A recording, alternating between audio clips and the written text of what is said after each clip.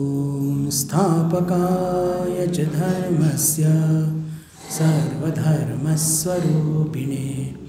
अवतारवरिष्ठाय रामकृष्णाय ते नमः। जननीं शारदां देवीं रामकृष्णं जगद्गुरुं पादपद्मे तयो श्रित्वा प्रणमामि मुहुर्मुहुः। नमः श्रीयतिराजाय विवेकानन्दसूरये सच्चित्सुखस्वरूपाय स्वामिने तापहारिणे स्वामिने तापहारिणे।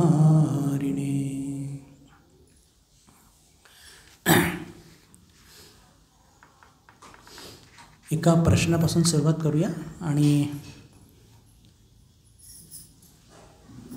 अतिशय काहीतरी फार महत्त्वाचं आहे असं मला वाटून जातं. बघा, मी हे तुमच्यापुढे मांडतो. हा प्रश्न खूपच आपल्या सगळ्यांनाच तो भेडसावत असतो. साधारणपणे भक्त लोक विचारतात की महाराज आमची दीक्षा झाली, आम्ही सेवासुद्धा करतो, जितका वेळ मिळतो, अजून काय केलं पाहिजे की जेणेकरून आमच्या सेवेला, आमच्या साधनेला अजून तीव्रता प्राप्त होत आणि आम्ही ठाकूरांच्या अजून जवळ गेलं पाहिजे. प्रश्न अत्यंत जेन्युइन, अत्यंत प्रामाणिक असा आहे आणि या प्रश्नाला मला अनेकदा सामोरे पण मलाच नाही, आमच्या सर्वच म्हणजे साधू बंधूंना सामोरे जावं लागतं. तर त्याच्यावरती अनेक चिंतन करून एक गोष्ट जी ध्यानात येते, विशेषकर रामकृष्ण विवेकानंद भावधारेच्या संदर्भात बोलू इच्छितो की आपण कसं भगवान श्रीरामकृष्णांच्या अजून खूप जवळ जाऊ शकतो, क्लोजेस्ट ऑफ द क्लोजेस्ट. तर एक थोडंसं सूक्ष्म स्तरावर चिंतन केल्यानंतर कुठेतरी एक गोष्ट जाणवते की दीक्षा आणि सेवा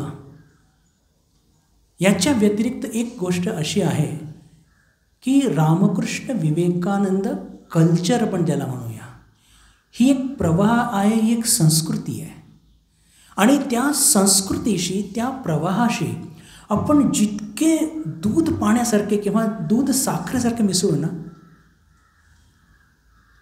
आपण सगळे साधना करतोच, घरी करतो, इथे पण येऊन करता, सेवासुद्धा जितका वेळ मिळतो त्या वेळेच्या अनुषंगाने साधना करत असतो. पण एक गोष्ट कुठेतरी मला खूप प्रकर्षाने जाणवते आणि क्षमा मागून एक बोलू इच्छितो की बरंच काळ या संदर्भात मी थोडं चिंतन करून की खरंच हा प्रश्न जितका तुम्हाला प्रामाणिकपणे जेन्युइन मनात पडतो तितका आम्हालासुद्धा पडतो की काय करून आपण ठाकूरांच्या जवळ जाऊ शकतो. तर एक काही वर्ष घालवल्यानंतर मला असं वाटतं की फक्त म्हणजे जपध्यान करून आणि सेवा करून हे तर होणारच, पण अजून जर आपल्याला जायचं आहे भगवान श्रीरामकृष्णांच्या जवळ, तर हे जे रामकृष्ण विवेकानंद एक विशिष्ट याची जे वैशिष्ट्य आहे, या वैशिष्ट्याच्या, या प्रवाहाच्या जितक्या जवळ आपण जाऊ शकू, या प्रवाहाच्या माध्यमातून या प्रवाहाच्या जवळ जितकं जाऊ शकू तितके आपण रामकृष्ण विवेकानंद म्हणजे श्रीरामकृष्णांच्या जवळ जाऊ शकू. आणि हे चिंतन करत असताना पहा, एक योगाने एक घटना स्वामी प्रेमानंदजी महाराजांच्या जीवनातली तुमच्यापुढे मांडू इच्छितो.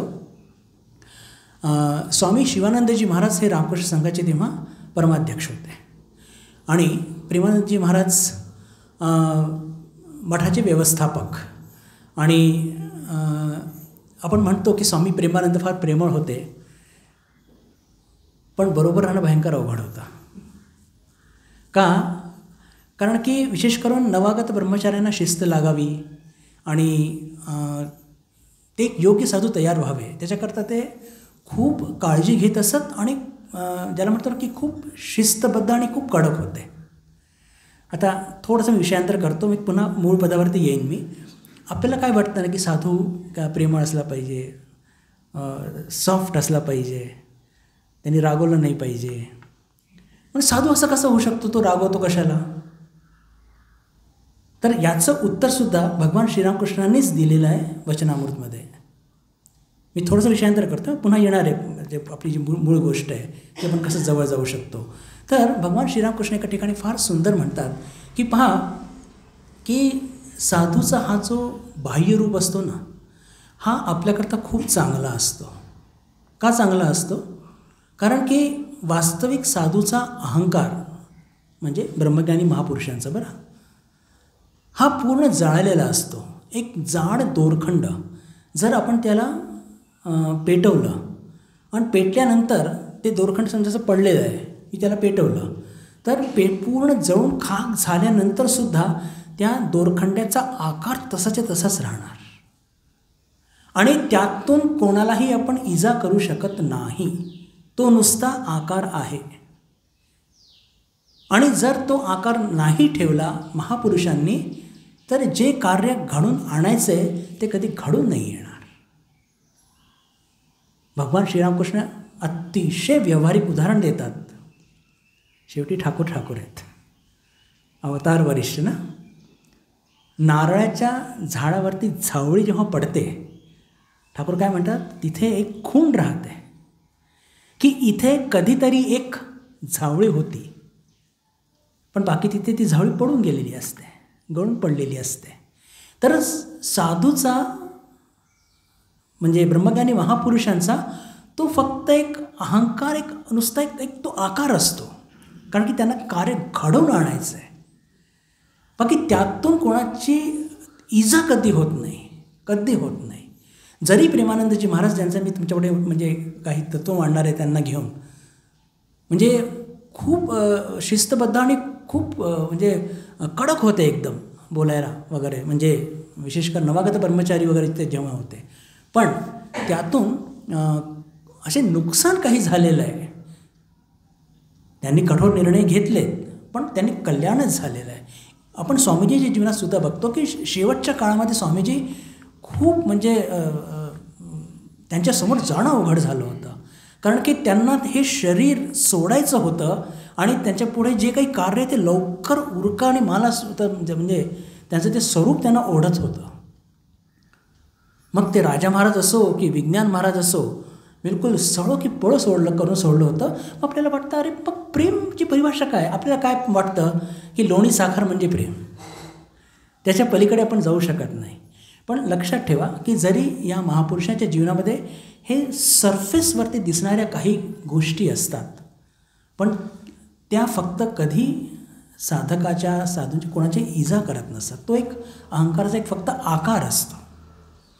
थोडा विषयांतर केला. आता आपण पुन्हा मूळ गोष्टींकडे जाऊया की कसं आपण भगवान श्रीरामकृष्णांच्या जास्त जवळ जाऊ शकतो. आणि त्याचं उत्तर आपण आता शोधलं की रामकृष्ण विवेकानंद हे जे एक प्रवाह आहे, हे जे कल्चर आहे, म्हणजे अपार्ट देन दीक्षा, अपार्ट देन सेवा, या सगळ्या गोष्टींशी आपण जितकं एकरूप होऊन जाऊ, आपलं स्वतःचं अस्तित्व, आपलं वेगळेपणा जर आपण इथे मेंटेन करायला गेलो तर लक्षात घ्या तितकंच उशीर लागेल आहे. वेगळेपणा मेंटेन करायचे पण प्रयत्न का करतो की स्वतःचं अस्तित्व या प्रवाहामध्ये मेंटेन करू इच्छितो. लक्षात घ्या, मला असं वाटतं मी काहीतरी आपल्या सर्वांकरता, माझ्याकरता सुद्धा, का?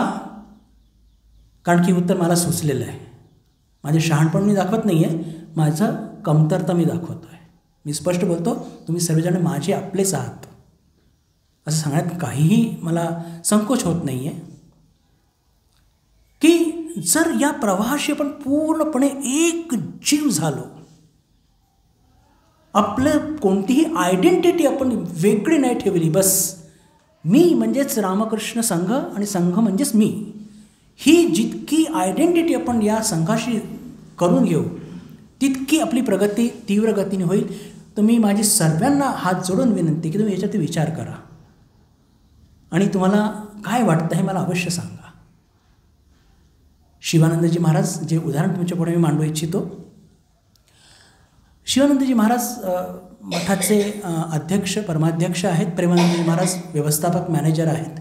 एक ब्रह्मचारी तिथे येतो आणि तो योगदान म्हणजे तो जॉईन करतो बेलूर मठामध्ये आणि अत्यंत हुशार, जे काम सांगितलं व्यवस्थित करतो, आपलं सगळं जे काही दिलं त्याचे रुटीन जे म्हणतो आपण ज्याला, ते व्यवस्थित फॉलो करतो आहे. काहीच कुठे असा वेगळ्याने काही दिसत नाही. पण काहीच दिवसांनी लक्षात येतं की तो संघाशी एकजीव होऊ शकत नाही आहे. कुठेतरी तो प्रत्येक ठिकाणी म्हणजे जे जे कार्य मला सांगितले जातात त्या सगळ्या कार्यामध्ये तो स्वतःची काहीतरी एक आयडेंटिटी किंवा वेगळेपणा तो मेंटेन करू इच्छित आहे. आणि प्रेमानंदजी महाराज, शिवानंदजी महाराज हे सगळे, सुबोधानंदजी महाराज पण तेव्हा होते, यांच्या डोळ्यातून ही गोष्ट म्हणजे चुकूच शकत नाही. They are the great masters. आणि लक्षात येतं आहे मग 6 महिने झाले, 8 महिने झाले, वर्षभर झालं. प्रेमानंदजी महाराजांनी त्याला जवळ बोलवून प्रेमाने समजवलं सुद्धा की पहा, या संघाशी तो जितका एक, तू स्वतःची आयडेंटिटी मेंटेन करायला जाऊ नको. जितकी तू आपली आयडेंटिटी मेंटेन करायला जाशील तितकं तुझं साधू जीवन धोक्यात आहे. पण समहाऊ त्या ब्रह्मचारी महाराजांचा कधी इगो म्हणायचे काय होते, तो इतका स्ट्रॉंग होता की त्यांनी म्हणजे प्रेमानंदजी महाराजांना, शिवानंदजी महाराजांना सांगितलं. शिवानंदजी महाराजांनी सुद्धा त्याला प्रेमाने बोलवून त्याला समजवलं वगैरे. पण काही असा विशेष फरक त्याच्यामध्ये पडलेला नाही. आणि दुर्दैवाने काळाच्या प्रभावामध्ये तो स्वतःहूनच संघ सोडून निघून गेला. आता संघ सोडून तो चांगला साधू झाला असेल की नाही हे मला त्याच्याबद्दल काही वाचायला मिळालं नाही त्या महाराजांच्याबद्दल. पण माझं म्हणण्याचा अर्थ काय, मी हे म्हणजे मुद्दाम तुमच्याकडे का ही घटना मांडली की आपण सर्वजण हे जे हा जो आपल्या आध्यात्मिक शिबिरचा हा जो एक सेकंड सेशन असतो, याच्यामध्ये मी तुम्हाला आपल्या रामकृष्ण संघाचे जे साधू आत्तापर्यंत जे झालेले आहेत महापुरुष, पहिल्या जनरेशनचे, दुसऱ्या जनरेशनचे, तिसऱ्या जनरेशनचे, त्यांच्याबद्दल हे सांगण्याचं माझं उद्दिष्टच आहे की हे जे रामकृष्ण या घटनांच्या माध्यमातून आपल्याला काय मिळतं की रामकृष्ण विवेकानंद कल्चर काय आहे आणि त्या कल्चरचं सारखं ऐकून आपण त्याच्याशी कसा एक जीव होऊ शकतो, त्यातून आपल्याला कशी प्रेरणा मिळू शकते. आणि जितकं जास्त या प्रवाहाशी आपण जितकं जवळ जाऊ बंधू भगिनींनो, मला तो पूर्ण विश्वास आहे की म्हणजे साधना आणि सेवाच्या बरोबर या कल्चरला जितकं ॲडॉप्ट करू, ही जी प्रवाह आहे, ही जी संस्कृती आहे, संस्कृती विशिष्ट, याला जितकं आपण जास्त घट्ट पकडू तितक्या तीव्र गतीने सुद्धा आपली प्रगती होईल. याच संदर्भामध्ये मी तुम्हाला एक पावतीसुद्धा देऊ इच्छितो की महाराज तुम्हाला एक म्हणजे कसं म्हणजे का तुम्ही असं सांगताय, कसं सुचलं, म्हणजे काय तुम्ही आम्हाला काही प्रूफ देऊ शकता का.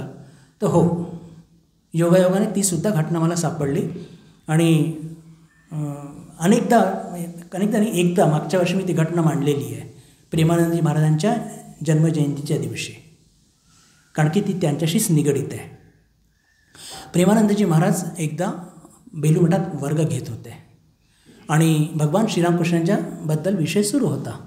नवागत ब्रह्मचारी आणि जे इतर ब्रह्मचारी तिथे बसले होते आणि भगवान श्रीरामकृष्णांच्या उदार भावासंदर्भात बोलता बोलता प्रेमानंदजी महाराज खूप भावविभोर झाले.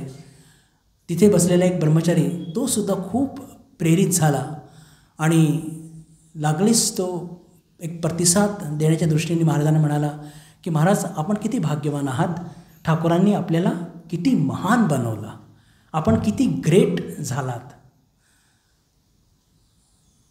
ऐकल्यावर प्रेमानंदजी महाराज फार सुंदर एक वाक्य म्हणतात की नाही रे भावा, ठाकूरांनी आम्हाला ग्रेट नाही बनवलं, आम्हाला ठाकूरांनी, तो शब्द इंग्लिशमध्ये ते बोलतात, ठाकूरांनी आम्हाला ही मेड अस नोबडी. हा म्हणत होता की ठाकूरांनी तुम्हाला ग्रेट बनवलं आणि हे म्हणतात आहे की नाही, ठाकूरांना आम्हाला नोबडी म्हणजेच काय केलं, ठाकूरांनी आमचा अहंकार पूर्णपणे काढून दिला. तर आध्यात्मिक जीवनामध्ये अहंकार नाहीसा करणे म्हणजेच ते ग्रेटनेस आहे. आणि अहंकार नाहीसा केला याचा अर्थ काय की ते रामकृष्ण विवेकानंद भावधारेशी पूर्णपणे एक झाले. पहा, कुठेतरी आपण वेगळं का पडतो आपल्या अहंकारापोटी, बरोबर, की कुठेतरी आपल्याला काहीतरी म्हणजे माझं काहीतरी टिकवून ठेवायचं आहे. आपल्या सर्वांना वाटतं, मलाही वाटतं बरं. तुम्ही काही मला सेपरेट समजून घेऊ नका. मला असं वाटतं की मला काहीतरी करून दाखवायचं आहे. पण जेव्हा आपण त्यांच्या त्यांच्या इच्छेशक्तीशी आपण एक होऊन जातो, तर लक्षात घ्या की जितकं आपण त्यांच्या इच्छेशी किंवा त्यांची ती भावधाराशी जितकं एकनिष्ठ हो, तितकं कार्य पण सुंदर होईल आणि तितकं आपली आध्यात्मिक प्रगती पण होईल. आणि म्हणून ही प्रेमानंदजी महाराजांची ही जी घटना ही मला अत्यंत उल्लेखनीय वाटते की प्रेमानंदजी महाराज म्हणतात की Thakur has not made us great, Thakur has made us nobody. ठाकूरांनी आम्हाला महान नाही, ठाकूरांनी आमचा अहंकार शून्य केला. म्हणजेच काय अहंकार शून्य केला म्हणजे की या भावधारीशी ते बिलकुल दूध आणि साखरेसारखे मिळून गेले. आणि म्हणूनच हे जे हा जो सेशन असतो आपल्या आध्यात्मिक शिबिराचा, मी यात मुद्दाम हे जे घटना सांगण्याचं मागचं उद्दिष्ट काय की यातून आपलं रामकृष्ण भावधारेचं वैशिष्ट्य काय आहे, त्याच्या विशिष्ट संस्कृती काय आहे, यातून ती परिलक्षित होत असते. आपल्याला प्रेरणा पण मिळते आणि या भावधारीशी आपण अजून निगडीत होण्याचा प्रयत्न करतो. तर हे अनेक दिवसापासून काही ना काही बॅक ऑफ द माइंड ज्याला म्हणतो हे सुरू होतं डोक्यामध्ये. तर म्हटलं आज सुरुवात आपण याच एका प्रश्नांनी करूया. तर आज मी तुमच्या म्हणजे दोन तीन घटना आपल्या सर्वांपुढे मांडू इच्छितो. आणि ते घटनाची थीम म्हणजे की रामकृष्ण संघामध्ये आज्ञाधारकतेला अतिशय महत्त्व आहे. आणि वरिष्ठ स्वामीचे लोक कनिष्ठ ब्रह्मचारी किंवा साधूंमध्ये या गोष्टी कशा त्यांच्यामध्ये म्हणजे भरवतात, त्यांच्यामध्ये कसं हे म्हणजे त्यांच्यामध्ये इन्स्टिल करतात, याचं एक बेस्ट उदाहरण आहे. आणि हे शिकवणारे दुसरे तिसरे कोणी नाही तर रामकृष्ण संघाचे पहिले परमाध्यक्ष भगवान श्रीरामकृष्णांचे मानसपुत्र, आध्यात्मिक मानसपुत्र स्वामी राजा महाराजांची घटना आहे. इतकी बोलकी आणि इतकी छोटी घटना आहे की पहा तुम्हाला आता ती कशी वाटते. ही घटना ज्यांच्याबरोबर घडलेली आहे त्यांचं नाव होतं विश्वेश्वरानंद. आणि हे विश्वेश्वरानंदजी महाराजांनी स्वतः सांगितलेली घटना आहे. ही घटना तेव्हा घडली जेव्हा ते एकदम नवागत ब्रह्मचारी होते. ते मठात आले, बेलूर मठात जॉईन झाले. आणि तेव्हा बाथरूम वगैरे हा काही प्रकार नव्हता बरं. कंपल्सरीली गंगास्नान करावंच लागेल. थंडी वाजत असेल, सर्दी होत असेल, खोकला येतो आहे, हा काही स्कोप नव्हता. तुम्हाला गंगास्नान करणं हे क्रमप्राप्त होतं. किंवा हिंदी में कहते हैं मजबुरी, किंवा आंघोळ करायची का तर जा गंगेवरती, बाथरूमच नाही आहे आणि एवढी मोठी गंगा आहे. तर आपल्यापैकी ज्या लोकांनी हे बघितलं असेल मठ, बेलूर मठाचं जिथे साधूंचा घाट आहे स्वामीजींच्या बेडरूमच्या खालती, तर तिथे प्रेमानंदजी महाराज आणि राजा महाराज बसून काही चर्चा करत आहेत. सकाळची वेळ आहे, जवळपास 7 वाजलेत. हे महाराज विश्वेश्वरानंद, त्यांचं संन्यास नाव आहे, पण तेव्हा ते ब्रह्मचारी होते. ते जातात आंघोळेला आणि ते आंघोळेला चाललेत हे राजा महाराज स्पष्टपणे बघतात. आणि हे महाराज विश्वेश्वरानंदजी जातात, गंगा स्नान करतात आणि परत येतात. परत जेव्हा येत असतात तेव्हा राजा महाराज त्यांना म्हणतात, वाक्याकडे लक्ष द्या बरं, गमक कुठे मी नंतर सांगेन किंवा तुम्हाला कळून जाईल ती. राजा महाराज म्हणतात, आत्ताच आंघोळ करून चालला येतो की अरे गंगेकडे जा आणि बघून ये बरं, आज पाणी खारं आहे की गोड आहे. आपल्याला माहिती आहे की बेलूर मठाची गंगा समुद्राच्या जवळच आहे. तर ओहोटी आणि भरती तिथे असते. जेव्हा भरती येते उलटी तेव्हा पाणी थोडंसं खारट होऊन जातं आणि जेव्हा ओहोटी येते तेव्हा पाणी गोड असतं. तर महाराज काय म्हणतात, अरे बघून राहिले की आत्ताच आलेला आहे स्नान करून. तर म्हणतात की अरे गंगेच्याकडे जा आणि बघून ये की गंगेचं पाणी खारट आहे की गोड आहे. आता ते ब्रह्मचारी महाराज म्हणजे विश्वेश्वरानंदजी काय म्हणतात, महाराज मी आत्ताच आलो आणि आंघोळ करताना तोंडात पाणी जातच. तो म्हणा की पाणी खारट आहे. उत्तर ऐकल्यानंतर राजा महाराजांचा चेहरा भीती वाटेल असा गंभीर होतो आणि ते काही बोलत नाही, तोंड फिरवून घेतात. आता हे महापुरुष जितके प्रेमळ असतात ना, त्यांच्या जवळ जाणं तितकंच भयावह पण असतं बरं. ताकद नसेल तर उभं राहू शकत नाही.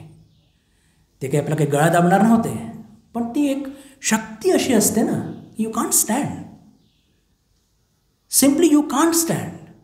त्या महाराजांना हे लक्षात आलं की मी काहीतरी खूप चूक केली आहे. आणि पुन्हा त्याला ते लक्षात येतं की महाराजांनी काय म्हटलं, गंगेकडे जा आणि पाणी खारट आहे की गोड हे सांग. पहिलं वाक्य काय, गंगेकडे जा. तिथे गमक आहे. आता महाराजांच्या समोरच तो मुलगा गेला होता आणि महाराजांच्या समोरच तो आला होता.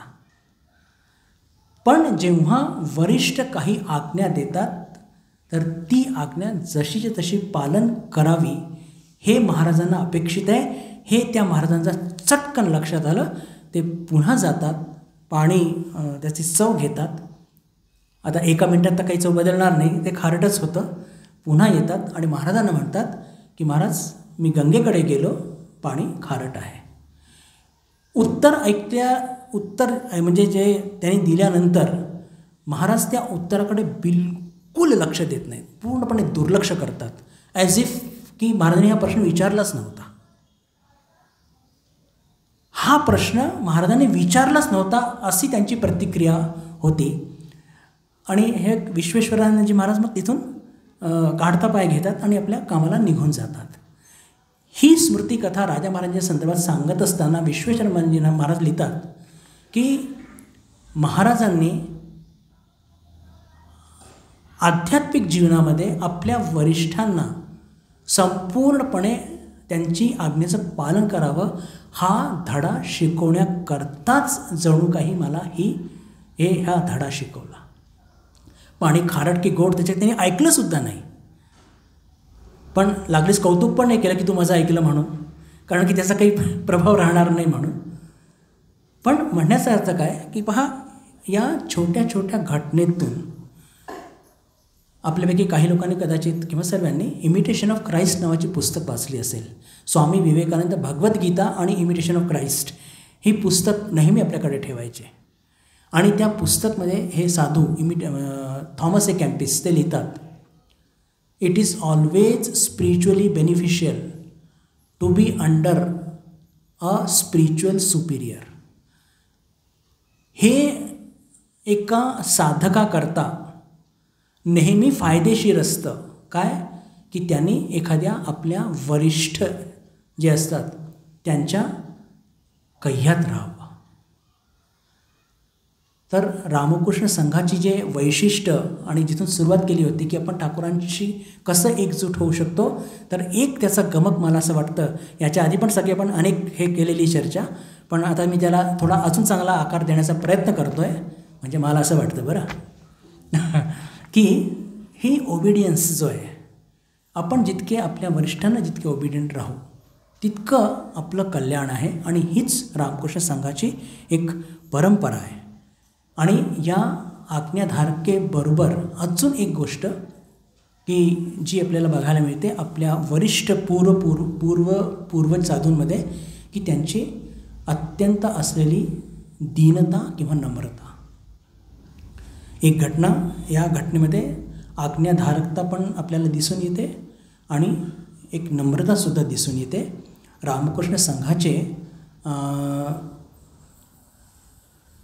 7वे परमाध्यक्ष स्वामी शंकरानंदजी महाराज त्यांची निवड होते अध्यक्ष म्हणून.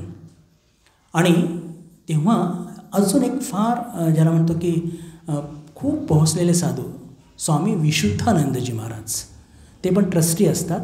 आणि शंकरानंदजी महाराज आज्ञा देतात विशुद्धानंदजी महाराजांना, ते त्यांचे कनिष्ठ आहेत, की मी आता व्हाईस प्रेसिडेंटचा प्रेसिडेंट मी झालेलो आहे, तर माझी जागा तू घे आणि दीक्षा द्यायला सुरुवात कर.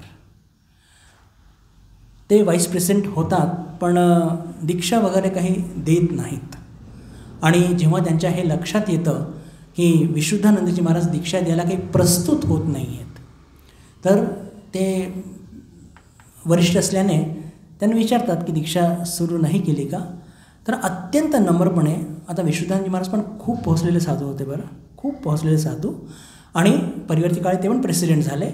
तर ते नम्रतेने म्हणतात शंकरानंदजी महाराजांना की महाराज, मला वाटत नाही की दीक्षा देण्याकरता मी पात्र आहे, आणि मला हे कार्य नाही सोपवलं तर फार बरं होईल, कारण की मला अजून बिलकुल असं वाटत नाही मी त्या गोष्टीचं पात्र आहे म्हणून. शंकरानंदजी महाराज पण ब्रह्मज्ञानीच, असं की सहज ते सोडणार नाही. ते लागलीच म्हणतात की पहा, जर आपले इष्ट भगवान श्रीरामकृष्णांना खोट्या नाण्यांना घेऊन खेळ करायचा असेल तर त्याला तू काय करू शकतो, मी पण काय करू शकतो. जर ठाकूरांना, आपल्या इष्टांना खोटे नाणे घेऊनच खेळ करायचा असेल तर त्याला तू पण काय करू शकतो, मी पण काय करू शकतो. म्हणून जी संघाची आज्ञा आहे ती आपण आपल्या कॅपॅसिटीप्रमाणे पाळली पाहिजे. असे जेव्हा म्हटलं तर या घटनेमुळे, म्हणजे या उक्तीमुळे विशुद्धानंदजी महाराज हे नम्रतेने मग ते ॲग्री झाले आणि मग त्यांनी दीक्षा द्यायला सुरुवात केली. पहा, इतकी त्यांच्यामध्ये एक ती विनम्रता होती किंवा इतका एक शरणागतीचा भाव होता की जोपर्यंत म्हणजे मला काही असं हे होत नाही, खूप असे इन्क्लिनेशन येत नाही, मी करणार नाही. आणि या घटनेच्या संदर्भामध्ये मी तुम्हाला सांगू की रामकृष्ण संघामध्ये हे जे इतके पोहोचलेले साधू, यांच्यामध्ये ही नम्रता नेमकी येते कुठून हो?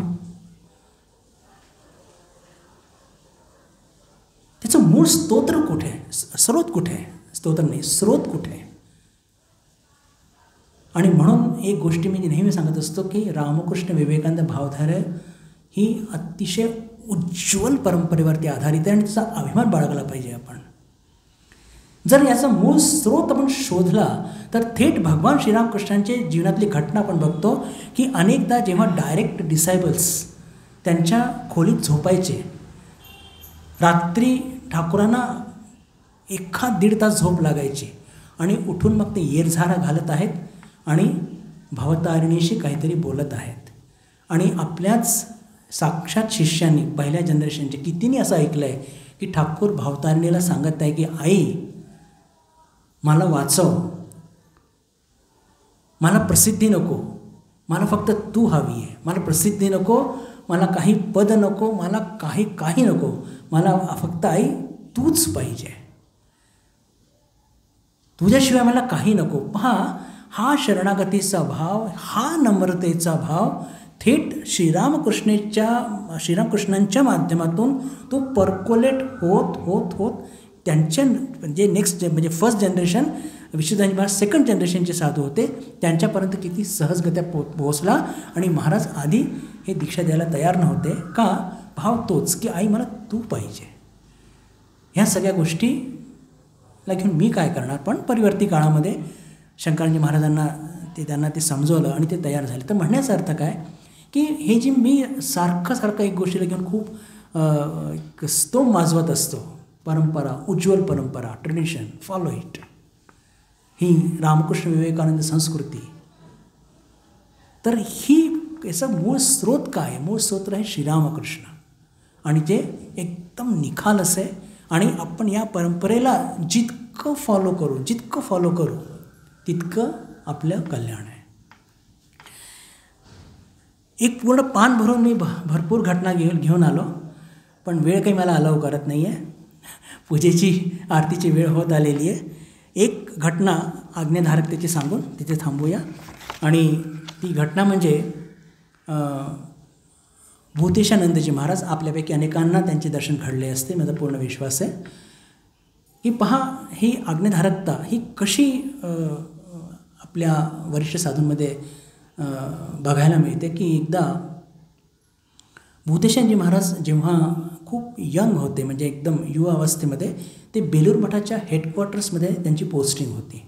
आणि महाराजांचा एक भाव होता की ते दरवर्षी 15-20 दिवसाची सुट्टी घेऊन तपस्येला जायचे आणि तपस्येला गेल्यानंतर बिलकुल ट्रेडिशनल साधूंसारखे भिक्षा मागायची, शास्त्रध्ययन करायचं आणि काही म्हणजे राहायला धर्मशाळा वगैरे नाही मिळायचं, झाडाखाली राहायचं वगैरे, तो त्यांचा भाव होता आणि तो जपला त्यांनी, अनेक वर्ष जपला.